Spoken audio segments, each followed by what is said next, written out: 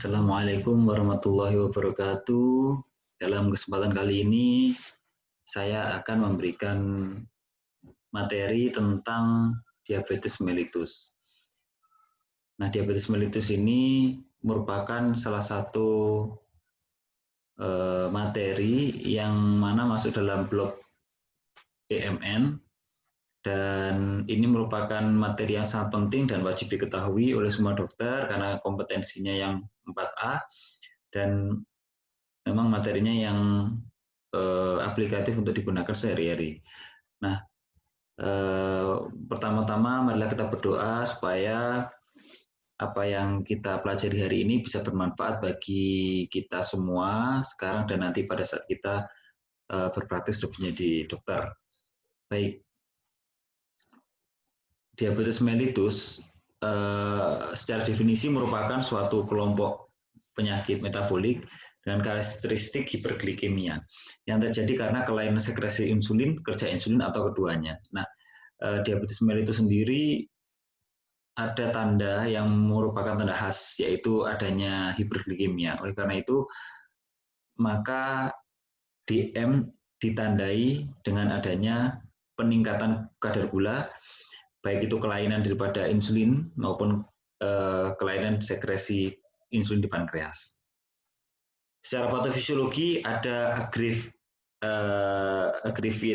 11 ya, jadi ada 11 patofisiologi di mana menyebabkan terjadinya hiperglikemia atau diabetes.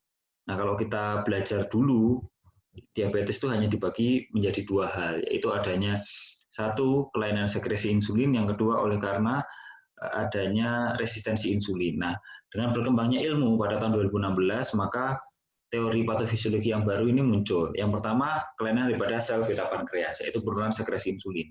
Yang kedua adalah peningkatan sekresi glukagon, sehingga menyebabkan peningkatan hormon kontra insulin yang terjadi pada sel alfa pankreas. Kemudian yang ketiga adanya peningkatan lipolisis dari sel lemak, yang mana berpengaruh terhadap peningkatan dari benda-benda keton. Nah, yang keempat adalah penurunan utilisasi glukosa. Kita tahu adanya disfungsi daripada insulin, disfungsi daripada sel pankreas akan menyebabkan defisiensi insulin secara mutlak. Maka pada saat kondisi seperti ini, maka terjadi penurunan utilisasi glukosa. Oleh karena sebenarnya gulanya tinggi di dalam jaringan, pada resistensi insulin terjadi peningkatan gula di jaringan, di pembuluh darah, tetapi utilisasi penggunaannya pada otot menurun. Nah, kemudian yang kelima adalah hepar, di mana hepar merupakan tempat terjadinya proses gluconeogenesis, glikogenolysis, dan pembentukan daripada zat gula. Oleh karena itu, maka jika terjadi penurunan daripada sekresi insulin, maka hepar akan mengambil peran. Terjadi peningkatan daripada gluconeogenesis, terjadi peningkatan daripada glikogenolysis. Hal ini juga terjadi pada otot. Yang keenam adalah otak. Disfungsi daripada neurotransmitter juga menyebabkan gangguan daripada sel beta pankreas. Hal ini terbukti oleh karena pada saat kondisi kelainan daripada otak ini berkaitan dengan adanya leptin, di mana leptin sangat berpengaruh terhadap nafsu makan, kemudian peningkatan daripada asupan glukosa, dan juga rasa lapar. Kemudian ada juga keterkaitan dengan kolon dan mikrobiota, di mana adanya abnormal mikrobiota bisa berpengaruh terhadap kadar gula darah. Kemudian juga pada sel beta pankreas itu juga mempengaruhi usus halus melalui efek inkretin yang menurun. Nah, kita tahu bahwa usus halus berperan sebagai penentu atau organ yang berfungsi untuk mengabsorpsi glukosa. Oleh karena itu, jika terjadi kelainan pada usus halus melalui proses penurunan inkretin, maka akan terjadi hiperglikemia. Nah, hal ini juga terpengaruh juga adanya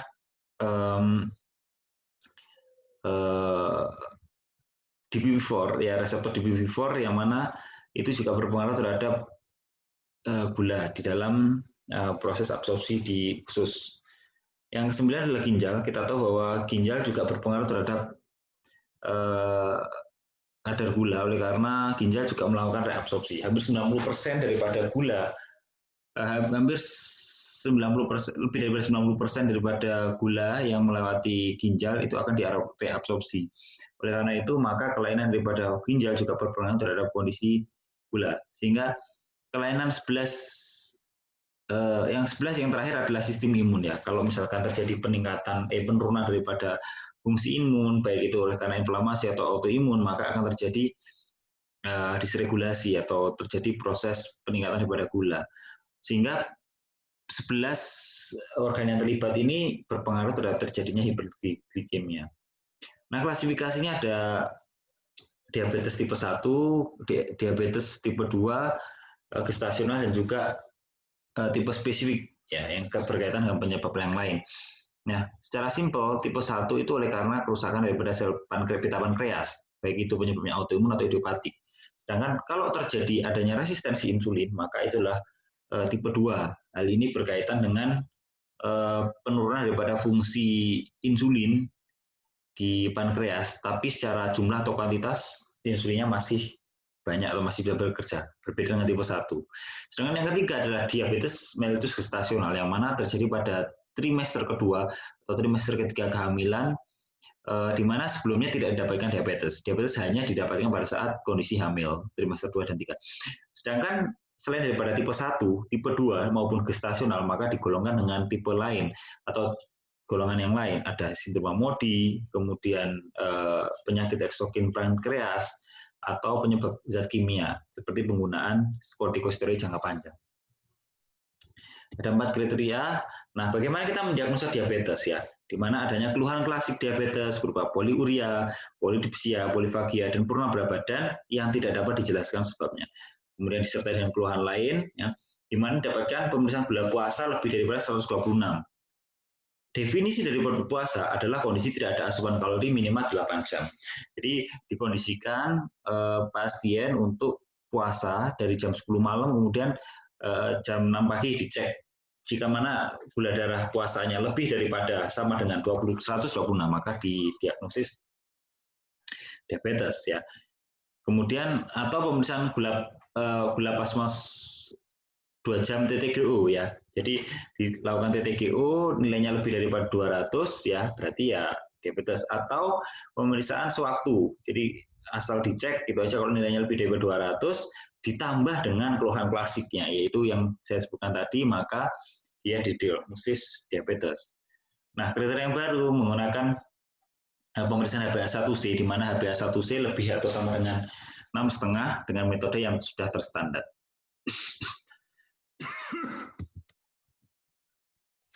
Baik. Nah, berdasarkan kriteria HbA1c, kita bisa melakukan konsep menentukan pasien itu diabetes, prediabetes atau normal. Dikatakan dia normal jika nilainya HbA1c kurang daripada 5,7, gula puasanya antara 70 sampai 99, dan 2 jam TTGO-nya adalah 70 sampai 139. Di antaranya itu, maka dia akan dikatakan dia prediabetes. Nah, maka ada kemungkinan dia diabetes, prediabetes atau normal. Baik. Nah, kelompok resiko tinggi, yang mana kelompok resiko tinggi ini tidak menunjukkan gejala klasik DM. Bagi siapa saja ya, bagi yang obes atau bagi yang mengalami sindrom metabolik, di mana IMT-nya lebih daripada 23, dan 1 atau lebih faktor risiko yang tersebut di bawah ini. Ya. Aktivitas kurang, riwayat keluarga, ras etnis tertentu, ras kulit hitam ya, kemudian riwayat lahir bayi berat badan lebih daripada 4 kilo, kemudian hipertensi, HDL yang rendah ya, kemudian wanita dengan PCOS, sindrom polikistik ovarian syndrome, kemudian riwayat prediabetes, obesitas berat, dan juga penyakit kardiovaskular, atau hanya dengan faktor risiko usia lebih daripada 45 tahun dengan tanpa faktor risiko di atas. Ya. Bagaimana kita melakukan penapisan komplikasi pada diabetes? Maka kita lakukan pemeriksaan ya, profil lipid ya, kemudian tes fungsi hati, fungsi ginjal untuk melihat kondisi ginjalnya ya, urin rutin, albumin urin kreatif kuantitatif ya, rasio albumin kreatinine sewaktu, elektrokardiogram, ronsen ya, kemudian pemeriksaan kaki. Dan juga pemeriksaan fundoskopi untuk mengetahui resiko retinopati diabetes. Setelah kita tahu klasifikasi, kemudian setelah kita tahu bagaimana diagnosisnya, setelah kita tahu bagaimana penapisan terhadap resiko komplikasinya, maka kita bisa melakukan terapi jikalau kita sudah mendiagnosis. Nah, bagaimana terapinya? Tentu saja terapinya adalah non farmakologis. Sebagai terapi non farmakologis adalah gizi medis ya, di mana karbohidrat yang disarankan adalah 45-65% total asupan energi dan disarankan berserat tinggi ya, contohnya seperti nasi beras merah atau nasi jagung ya. Kemudian diberikan makanan rutin sehari 3 kali dengan selingan bisa snack ya atau buah ya sebagai penambah bagian daripada kebutuhan kalori. Kemudian asupan lemak sekitar 20-25% dan disarankan tidak lebih dari 30% dan tidak di boleh diberikan dan tapi dibatasi, yaitu yang mengandung lemak jenuh atau trans, yaitu daging berlemak dan susu full cream ya. Nah, sumber protein yang baik adalah contohnya apa? Ikan, udang, cumi, daging tanpa lemak, ayam tanpa kulit, produk susu rendah lemak, kacang-kacangan, tahu, dan tempe. Nah, kemudian contohnya seperti daging sapi, babi, atau kambing, itu produk hewani sebaiknya dikurangi karena mengandung SAFA atau saturated fatty acid ya. Kemudian glukosa alkohol, contohnya seperti di bawah ini, yaitu boleh dikonsumsi, yaitu pengganti gula. Fruktosa tetap diperbolehkan ya, contohnya manis dari buah atau sayur ya. Makanya oleh karena itu keliru misalkan ada yang bilang kalau nggak boleh makan buah kalau orang diabetes, salah ya, karena manis daripada gula itu, manis daripada buah itu bukan dari glukosa tapi dari fruktosa, itu masih diperbolehkan. Dan juga pemanis buatan ya, ini seperti aspartamin, sakarin ya, itu boleh dikonsumsi.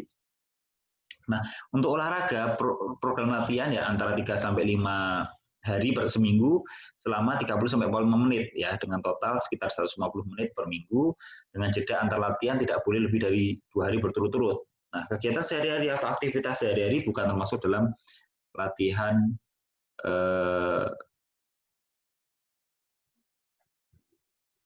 fisik ya. Kemudian latihan fisik yang dianjurkan berupa latihan fisik yang bersifat aerobik dengan intensitas sedang, jalan cepat, bersepeda santai, jogging, dan berenang. Kemudian denyut jantung maksimal dihitung dengan cara mengurangi 220 dengan usia pasien. Ya, misalkan kalau misalkan usianya 50 tahun, maka denyut jantung maksimalnya adalah 170 dan intensitasnya adalah 50% daripada 170, yaitu sekitar 85-an ya. Oleh karena itu maka penting olahraga untuk dipahami dan ketahui. Ya, kita lanjutkan. Ini ada terapi farmakologis. Jadi ada terapi non farmakologis, ada terapi farmakologis. Ada beberapa obat di mana dia berfungsi untuk menurunkan produksi glukosa hati dan meningkatkan sensitivitas terhadap insulin. Nah, ini contohnya adalah metformin. Ada golongan juga sulfonylurea, yaitu yang meningkatkan sekresi insulin. Ada beberapa obat-obatan oral yang mana memang berfungsi untuk meningkatkan sekresi insulin dan juga meningkatkan sensitivitas di dalam jaringan. Ada contohnya metformin, thiazolidinedion ya. Nah, ini adalah contohnya untuk meningkatkan sensitivitas atau penggunaan daripada toleransi insulin terhadap glukosa. Sedangkan sulfonylurea glinit itu untuk meningkatkan daripada sekresi insulin di pankreas ya. Ada contohnya alfa glucosidase inhibitor ya, penghambat alfa glucosidase, dia menghambat absorpsi glukosa di usus. Nah, maka efeknya dia flatulen. Ada contohnya penghambat DPP4 di mana dia menghambat sekresi glukagon ya. Dan juga SGLT2 inhibitor menghambat absorpsi glukosa di ginjal. SGLT2 itu berperan untuk bekerja di ginjal. Ya. Ada beberapa rekomendasi terbaru di mana pada pasien dengan penyakit kardiovaskuler, resiko vaskuler berupa stroke, menyebabkan infak dan penyakit arteri perifer itu menggunakan SGLT2 agonis atau SGLT2 inhibitor atau agonis GLP-1 setelah metformin. Ya. Dengan penyakit kardiovaskuler aterosklerostik, ya dengan gangguan ginjal atau gangguan jantung, maka pilihannya adalah SGLT2 dan GLP-1. Untuk meminimalkan hipoglikemia, efek hipoglikemia atau gula darah rendah, pilihannya adalah DPP-4 inhibitor, SGLT2, agonis GLP-1, atau TZD, thiazolidinedion. Dan untuk mendapatkan penurunan berat badan dan minimalkan peningkatan berat badan, maka pilihannya adalah seperti di slide tersebut. Nah, ini adalah algoritma. Algoritma itu tata laksana secara praktis ya, berdasarkan urutan ya, di mana sasaran kendali glukosa darah HbA1c kurang daripada 7. Maka tata laksananya bisa dengan melihat HbA1c saat diperiksa. Kalau saat pertama kali kurang daripada 7,5, pilihannya salah satu terapi ya, boleh dengan metformin atau yang lain. Kalau lebih daripada 7,5, maka kombinasi 2 obat. Kalau misalkan lebih daripada lebih atau sama dengan 9, maka lebih daripada 9, maka kombinasi 2 obat atau 3 obat bila tidak ada gejala klinis. Kalau dengan gejala klinis harus dengan insulin plus minus obat yang lain. Nah, bila mana terapi-terapi ini dievaluasi dalam 3 bulan, kalau belum mencapai target, maka dinaikkan sampai kombinasi 3 obat atau dengan insulin. Nah, pemilihan ini berdasarkan patient value, ketersediaan obat, ya, kemudian efek-efek yang diharapkan. Nah, ternyata juga bukan hanya pengelolaan terhadap gula darah saja bagi diabetes, juga harus ada penanganan terhadap faktor risiko lain, kardiorenal ya. Jadi harus terintegrasi. Nah, maka bila mana ini belum tercapai target, maka intensifikasi terapi bisa menggunakan cara yang lain, yaitu dengan menggunakan intensifikasi insulin. Nah, HbA1c gimana kalau kita tidak memiliki pemeriksaan HbA1c? Maka dengan rata glukosa darah sewaktu, bahwa HbA1c 7 itu setara gula darah sewaktu 154. 7 sampai 7,49 itu setara dengan glukosa puasa atau sebelum makan 152 atau pada saat postprandial 176. Kalau lebih daripada 9 maka setara dengan 212.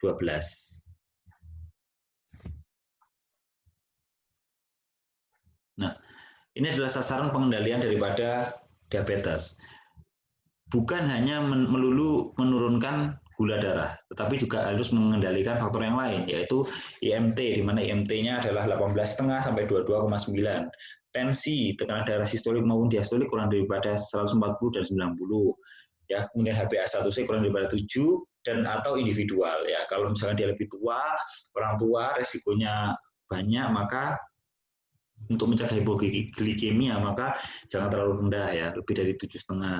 Kemudian ini adalah gula darah preprandial yaitu 80 atau sebelum makan ya, 80 sampai 130, 2 jamnya kurang daripada 180, LDL-nya kurang daripada 100. Kalau mempunyai risiko kardiovaskular yang tinggi maka kurang daripada 70. Di mana trigliserid kurang daripada 150, HDL lebih dari 40 untuk laki-laki dan 50 untuk perempuan. Dan ApoB kurang daripada 90. Nah, kapan pasien kita berikan insulin? Nah, kita tahu bahwa insulin adalah contoh daripada terapi untuk menurunkan gula atau glukosa darah dengan model injeksi. Selama ini belum pernah ada insulin yang dikonsumsi secara peroral, seperti obat-obatan yang tadi disebutkan. Maka insulin yang diberikan bila mana pada saat diperiksa lebih daripada 7,5 atau sudah menggunakan 1 atau 2 obat OAD, obat anti diabetes. Kemudian HbA1c saat diperiksa lebih daripada 9 seperti algoritma ya.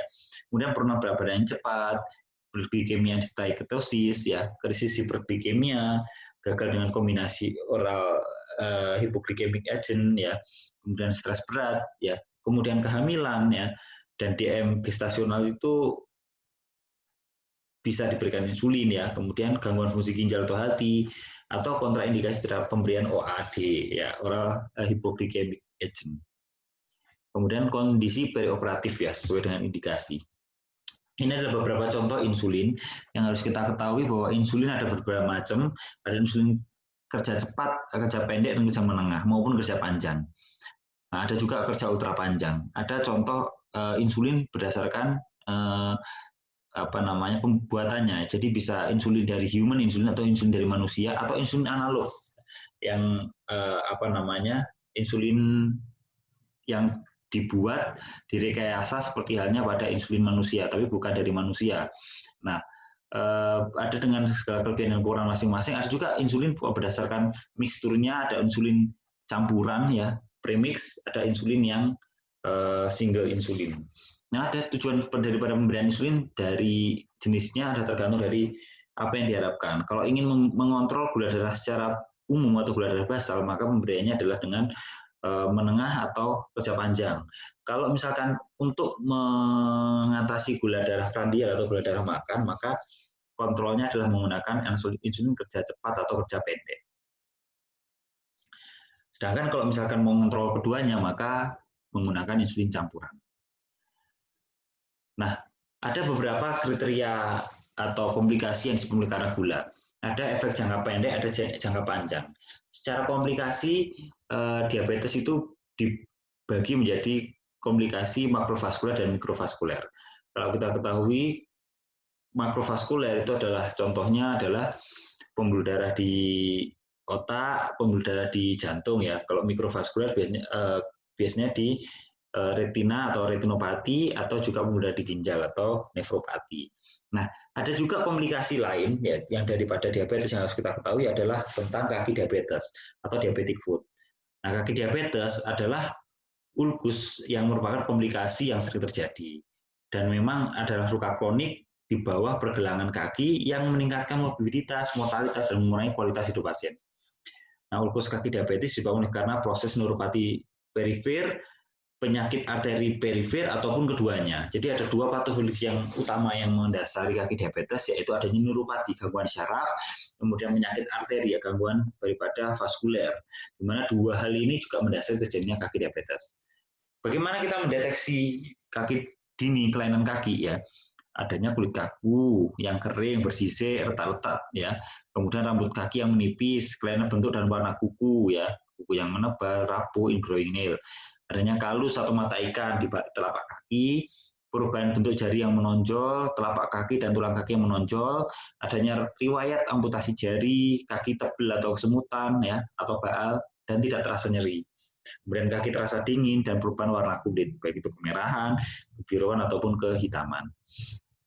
Kita bisa memeriksa sensoris daripada pasien dengan diabetes, dan ini penting untuk diketahui dan dilakukan, yaitu melakukan monofilamen test, yaitu untuk memeriksa neuropati sensoris perifer.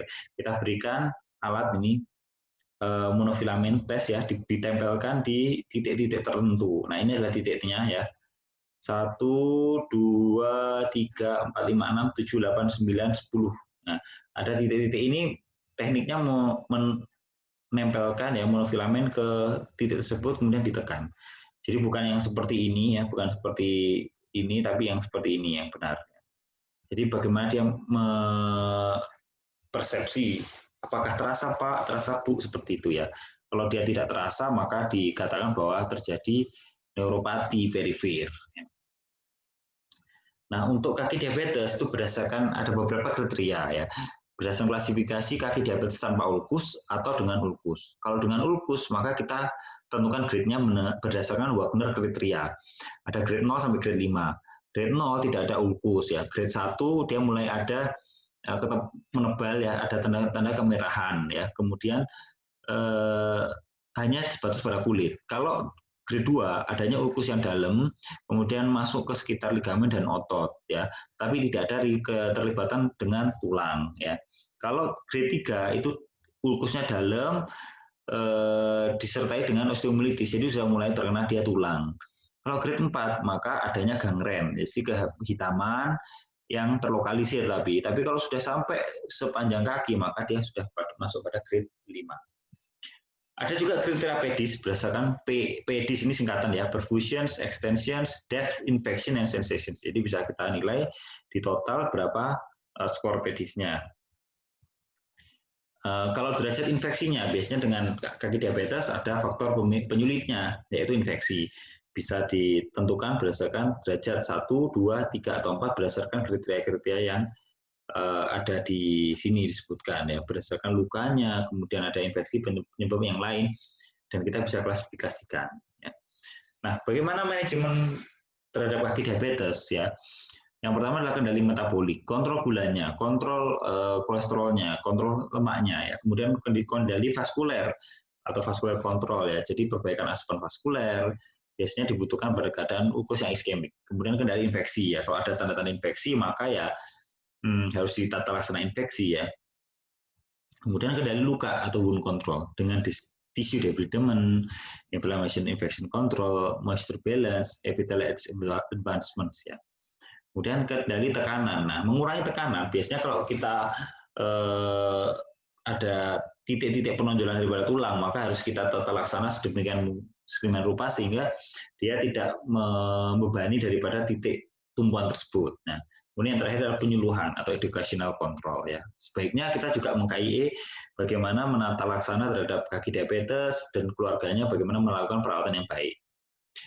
Nah, sekali lagi bahwa evidence based medicine itu sebagai slide terakhir ya, itu menunjukkan bahwa untuk menentukan sebuah terapi, maka kita harus berdasarkan clinical judgment kita, kemudian menggunakan relevan scientific evidence terbaru, ya kemudian dihadapkan pada kondisi pasien atau patient values dan preference. Ya, saya kira cukup segitu. Terima kasih atas segala perhatiannya. Mohon maaf bila ada kurang lebihnya. Saya akhiri kuliah pada kesempatan kali ini. Mohon maaf bila ada kurang lebihnya. Terima kasih. Wassalamualaikum warahmatullahi wabarakatuh.